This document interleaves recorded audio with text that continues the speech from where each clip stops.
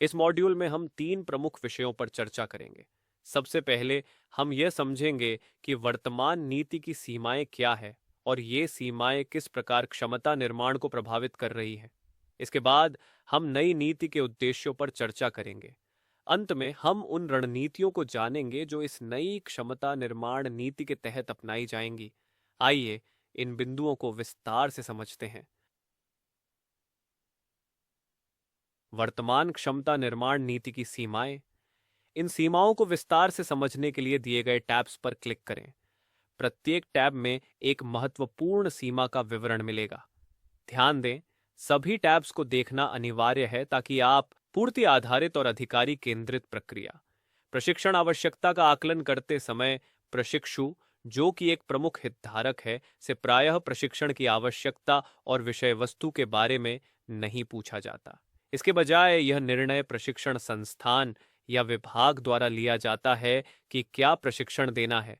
इसके अलावा प्रशिक्षण की सुव्यवस्थित योजना केवल अधिकारी संवर्ग तक सीमित रहती है, यानी उच्च अधिकारियों तक ही इस योजना का दायरा रहता है, जबकि निचले स्तर के कर्मचारियों की जरूरतों को नजरअंदाज कर दिया जाता है। इस प्रक्रिया में सुधार की आवश्यकता है ताकि सभी कर्मचारियों की वास्तविक आवश्यकताएं और हितधारकों की भूमिका को सही तरीके से पहचाना जा सके। वयस्क सीखने के सिद्धांतों से तालमेल का अभाव। वयस्क लोग सैद्धांतिक ज्ञान से ज्यादा व्यावहारिक उपयोग पर ध्यान देते हैं। वे चाहते हैं कि जो ज्ञान वे प्राप्त करें उसे वे अपनी वास्तविक जीवन और काम में उपयोग कर सकें। लेकिन अधिकतर प्रशिक्षण कार्यक्रमों में व्याख्यानों पर जोर दिया जाता है जो केवल जानकारी देते हैं, बिना यह बताए कि इसे असल जीवन में कैसे लागू किया जाए। इससे प्रशिक्षण सिर्फ औपचारिकता बनकर रह जाता है और इसका सिविल सेवकों के प्रदर्शन पर कोई प्रभाव नहीं पड़ता। इसलिए व्यावहारिक अनुभव और कार्य आधारित सीखने को प्रशिक्षण में शामिल करना जरूरी है ताकि इसका वास्तविक असर सिविल सेवकों के प्रदर्शन पर दिखे। संवाद और सहयोग की कमी। प्रशिक्षण संस्थानों एवं शासन के विभिन्न विभागों के बीच संवाद और सहयोग की कमी है। इससे संस्थागत ज्ञान का आदान प्रदान बाधित हो जाता है। योग्य संकायों की कमी। प्रशिक्षण संस्थानों में योग्य संकाय और प्रशिक्षण संरचना विशेषज्ञों की कमी है।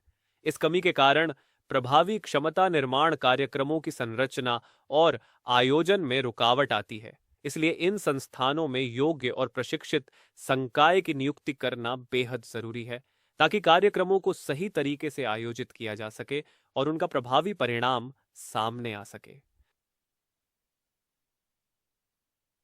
अगली सीमाएं देखने के लिए तृतीय और चतुर्थ श्रेणी के कर्मचारियों की उपेक्षा।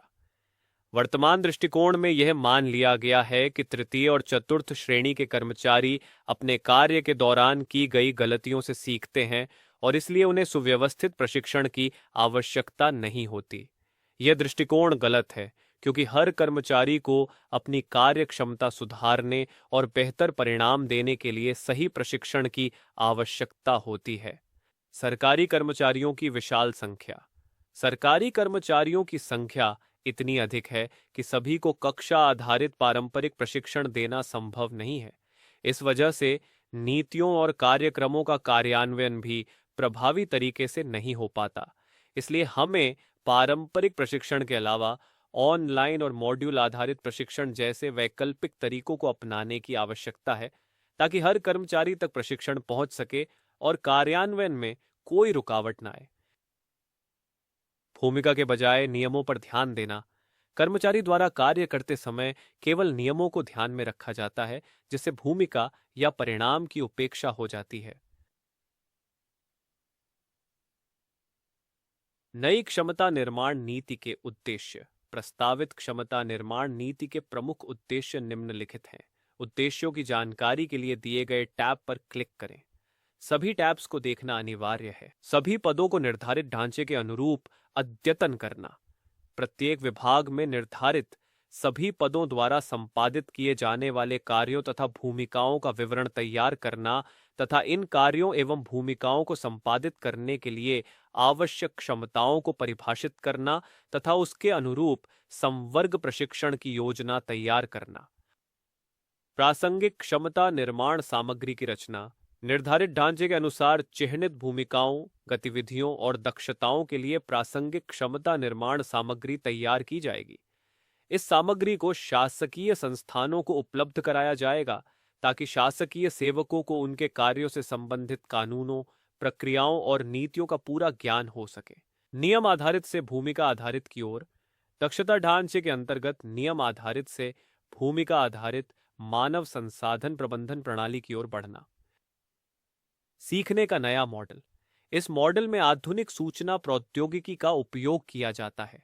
इसमें ऑनलाइन सीखने की व्यवस्था 70% है, आपस में सीखना 20% और प्रशिक्षण संस्थान में सीखना केवल 10% है। यह मॉडल अधिक लचीला और प्रभावी है क्योंकि यह कर्मचारियों को ऑनलाइन प्लेटफॉर्म्स के माध्यम से सीखने के अवसर प्रदान करता है और एक दूसरे से साझा किए गए अनुभवों से भी बहुत कुछ सीखने का अवसर मिलता है। उचित व्यक्ति, उचित समय, उचित भूमिका। इस सिद्धांत के तहत प्रशिक्षण प्राप्त सिविल सेवकों को उचित समय पर और उचित भूमिका प्रदान की जाएगी। यह सुनिश्चित किया जाएगा कि सिविल सेवकों को उनकी क्षमताओं और सीखने के अनुभव के अनुसार सही समय पर सही कार्य सौंपा जाए ताकि उनका योगदान सबसे प्रभावी रूप से हो सके।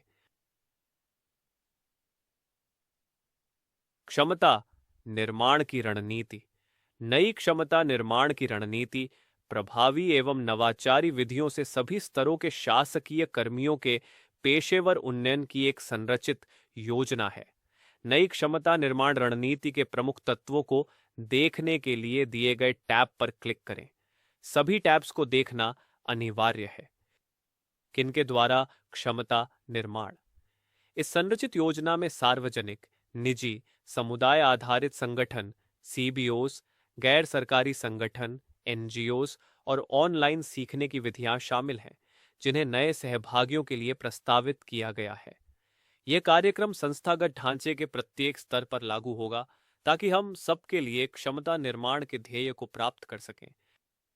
कब कब क्षमता निर्माण। क्षमता निर्माण एक स्थिर प्रक्रिया नहीं है, बल्कि यह निरंतर चलने वाली प्रक्रिया है जो कर्मियों की आवश्यकता पूरी करने के लिए हमेशा उपलब्ध रहेगी। इसमें परंपरागत पाठ्यक्रम के साथ साथ डिस्टेंट लर्निंग और ई लर्निंग प्लेटफॉर्म भी शामिल होंगे ताकि कर्मचारियों को समय समय पर आवश्यक कौशल और ज्ञान प्राप्त हो सके। क्षमता निर्माण कैसे।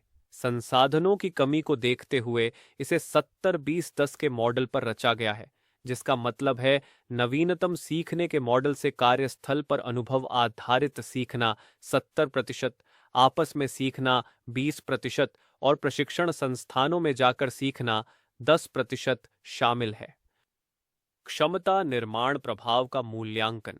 इस संरचित योजना में दक्षता वृद्धि के बाद उसके प्रभाव का मूल्यांकन भी किया जाएगा। इसका उद्देश्य यह है कि कार्यक्रमों की प्रभावशीलता को मापकर भविष्य में होने वाले क्षमता निर्माण कार्यक्रमों में आवश्यक बदलाव किए जा सकें।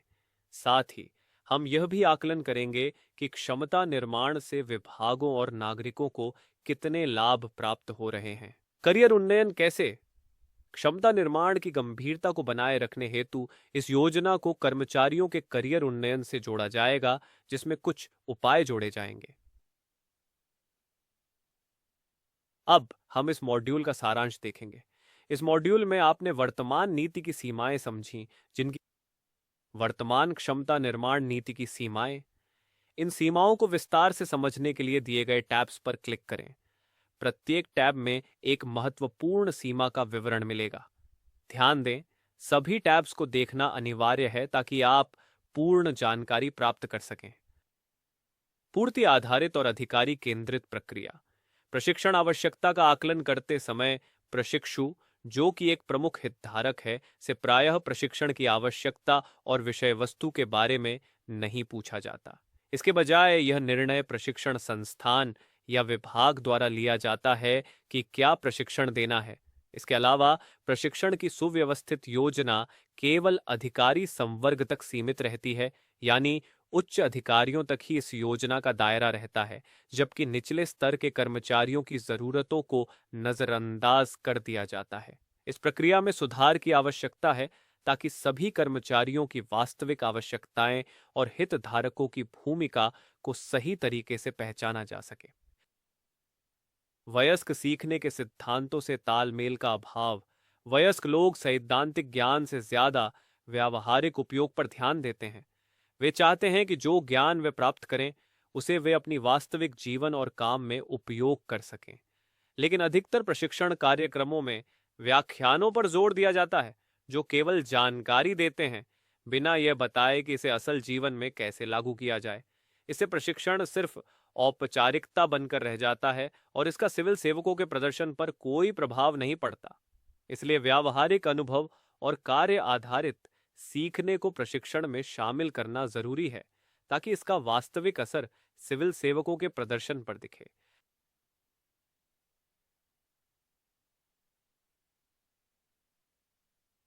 संवाद और सहयोग की कमी। प्रशिक्षण संस्थानों एवं शासन के विभिन्न विभागों के बीच संवाद और सहयोग की कमी है। इससे संस्थागत ज्ञान का आदान प्रदान बाधित हो जाता है। योग्य संकायों की कमी। प्रशिक्षण संस्थानों में योग्य संकाय और प्रशिक्षण संरचना विशेषज्ञों की कमी है। इस कमी के कारण प्रभावी क्षमता निर्माण कार्यक्रमों की संरचना और आयोजन में रुकावट आती है। इसलिए इन संस्थानों में योग्य और प्रशिक्षित संकाय की नियुक्ति करना बेहद जरूरी है, ताकि कार्यक्रमों को सही तरीके से आयोजित किया जा सके और उनका प्रभावी परिणाम सामने आ सके। अगली सीमाएं देखने के लिए दिए गए तृतीय और चतुर्थ श्रेणी के कर्मचारियों की उपेक्षा। वर्तमान दृष्टिकोण में यह मान लिया गया है कि तृतीय और चतुर्थ श्रेणी के कर्मचारी अपने कार्य के दौरान की गई गलतियों से सीखते हैं और इसलिए उन्हें सुव्यवस्थित प्रशिक्षण की आवश्यकता नहीं होती। यह दृष्टिकोण गलत है, क्योंकि हर कर्मचारी को अपनी कार्य क्षमता सुधारने और बेहतर परिणाम देने के लिए सही प्रशिक्षण की आवश्यकता होती है। सरकारी कर्मचारियों की विशाल संख्या। सरकारी कर्मचारियों की संख्या इतनी अधिक है कि सभी को कक्षा आधारित पारंपरिक प्रशिक्षण देना संभव नहीं है। इस वजह से नीतियों और कार्यक्रमों का कार्यान्वयन भी प्रभावी तरीके से नहीं हो पाता। इसलिए हमें पारंपरिक प्रशिक्षण के अलावा ऑनलाइन और मॉड्यूल आधारित प्रशिक्षण जैसे वैकल्पिक तरीकों को अपनाने की आवश्यकता है, ताकि हर कर्मचारी तक प्रशिक्षण पहुंच सके और कार्यान्वयन में कोई रुकावट न आए। भूमिका के बजाय नियमों पर ध्यान देना। कर्मचारी द्वारा कार्य करते समय केवल नियमों को ध्यान में रखा जाता है, जिससे भूमिका या परिणाम की उपेक्षा हो जाती है। नई क्षमता निर्माण नीति के उद्देश्य। प्रस्तावित क्षमता निर्माण नीति के प्रमुख उद्देश्य निम्नलिखित हैं। उद्देश्यों की जानकारी के लिए दिए गए टैब पर क्लिक करें। सभी टैब्स को देखना अनिवार्य है। सभी पदों को निर्धारित ढांचे के अनुरूप अद्यतन करना। प्रत्येक विभाग में निर्धारित सभी पदों द्वारा संपादित किए जाने वाले कार्यों तथा भूमिकाओं का विवरण तैयार करना तथा इन कार्यों एवं भूमिकाओं को संपादित करने के लिए आवश्यक क्षमताओं को परिभाषित करना तथा उसके अनुरूप संवर्ग प्रशिक्षण की योजना तैयार करना। प्रासंगिक क्षमता निर्माण सामग्री की रचना। निर्धारित ढांचे के अनुसार चिह्नित भूमिकाओं, गतिविधियों और दक्षताओं के लिए प्रासंगिक क्षमता निर्माण सामग्री तैयार की जाएगी। इस सामग्री को शासकीय संस्थानों को उपलब्ध कराया जाएगा, ताकि शासकीय सेवकों को उनके कार्यों से संबंधित कानूनों, प्रक्रियाओं और नीतियों का पूरा ज्ञान हो सके। नियम आधारित से भूमिका आधारित की ओर। दक्षता ढांचे के अंतर्गत नियम आधारित से भूमिका आधारित मानव संसाधन प्रबंधन प्रणाली की ओर बढ़ना। सीखने का नया मॉडल। इस मॉडल में आधुनिक सूचना प्रौद्योगिकी का उपयोग किया जाता है। इसमें ऑनलाइन सीखने की व्यवस्था 70% है, आपस में सीखना 20% और प्रशिक्षण संस्थान में सीखना केवल 10% है। यह मॉडल अधिक लचीला और प्रभावी है, क्योंकि यह कर्मचारियों को ऑनलाइन प्लेटफॉर्म्स के माध्यम से सीखने के अवसर प्रदान करता है और एक दूसरे से साझा किए गए अनुभवों से भी बहुत कुछ सीखने का अवसर मिलता है। उचित व्यक्ति, उचित समय, उचित भूमिका। इस सिद्धांत के तहत प्रशिक्षण प्राप्त सिविल सेवकों को उचित समय पर और उचित भूमिका प्रदान की जाएगी। यह सुनिश्चित किया जाएगा कि सिविल सेवकों को उनकी क्षमताओं और सीखने के अनुभव के अनुसार सही समय पर सही कार्य सौंपा जाए, ताकि उनका योगदान सबसे प्रभावी रूप से हो सके। क्षमता निर्माण की रणनीति। नई क्षमता निर्माण की रणनीति प्रभावी एवं नवाचारी विधियों से सभी स्तरों के शासकीय कर्मियों के पेशेवर उन्नयन की एक संरचित योजना है। नई क्षमता निर्माण रणनीति के प्रमुख तत्वों को देखने के लिए दिए गए टैब पर क्लिक करें। सभी टैब्स को देखना अनिवार्य है। किनके द्वारा क्षमता निर्माण? इस संरचित योजना में सार्वजनिक, निजी, समुदाय आधारित संगठन, सीबीओस, गैर सरकारी संगठन, एनजीओस और ऑनलाइन सीखने की विधियां शामिल हैं, जिन्हें नए सहभागियों के लिए प्रस्तावित किया गया है। यह कार्यक्रम संस्थागत ढांचे के प्रत्येक स्तर पर लागू होगा ताकि हम सबके लिए क्षमता निर्माण के ध्येय को प्राप्त कर सकें। कब कब क्षमता निर्माण? क्षमता निर्माण एक स्थिर प्रक्रिया नहीं है, बल्कि यह निरंतर चलने वाली प्रक्रिया है जो कर्मियों की आवश्यकता पूरी करने के लिए हमेशा उपलब्ध रहेगी। इसमें परंपरागत पाठ्यक्रम के साथ साथ डिस्टेंट लर्निंग और ई लर्निंग प्लेटफॉर्म भी शामिल होंगे ताकि कर्मचारियों को समय समय पर आवश्यक कौशल और ज्ञान प्राप्त हो सके। क्षमता निर्माण कैसे? संसाधनों की कमी को देखते हुए इसे 70-20-10 के मॉडल पर रचा गया है, जिसका मतलब है नवीनतम सीखने के मॉडल से कार्यस्थल पर अनुभव आधारित सीखना 70%, आपस में सीखना 20% और प्रशिक्षण संस्थानों में जाकर सीखना 10% शामिल है। क्षमता निर्माण प्रभाव का मूल्यांकन।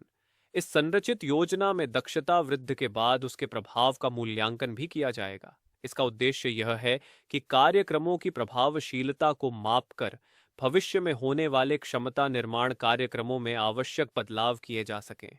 साथ ही हम यह भी आकलन करेंगे कि क्षमता निर्माण से विभागों और नागरिकों को कितने लाभ प्राप्त हो रहे हैं। करियर उन्नयन कैसे? क्षमता निर्माण की गंभीरता को बनाए रखने हेतु इस योजना को कर्मचारियों के करियर उन्नयन से जोड़ा जाएगा, जिसमें कुछ उपाय जोड़े जाएंगे। अब हम इस मॉड्यूल का सारांश